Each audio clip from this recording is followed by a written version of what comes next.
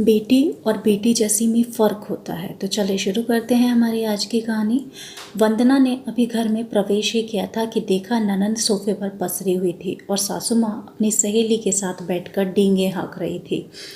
अरे हमने तो बहू और बेटी में कभी फ़र्क समझा ही नहीं है, हमारे लिए तो दोनों एक जैसी है।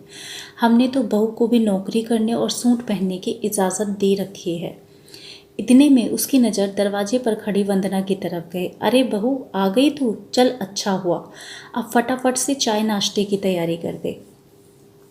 देख तेरी ननंद भी कितनी थक गई है, अभी अभी ऑफिस से आई है और मेरी प्यारी सहेली भी तेरे हाथ की चाय का इंतज़ार कर रही है।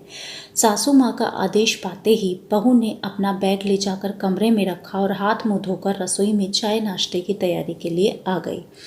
इधर सासू माँ अपनी सहेली से बोली, मेरी बेटी के लिए भी कोई लड़का देख, जहाँ पर मेरी बेटी को भी बहू नहीं बल्कि बेटी बनाकर रखा जाए। तब सहेली ने कहा, देख तू मेरे बचपन की सहेली है, तुझे समझाना मेरा फ़र्ज़ है, लेकिन ऐसा कोई ससुराल नहीं होता जहाँ बहू को बेटी बनाकर रखा जाता है। सास अपनी बहू को देखकर कुछ कहने को हुई तो सहेली ने कहा, अब तू खुद अपने घर में ही देख ले।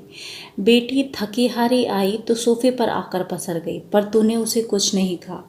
लेकिन बहू थकी हारी आई, उसने घर में पूरी तरह से प्रवेश भी नहीं किया और आते ही तूने उसे काम बता दिया।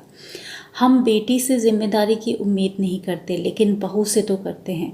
जितनी जल्दी ये बात समझ जाओ उतना ही तुम और तुम्हारी बेटी खुश रहेंगे।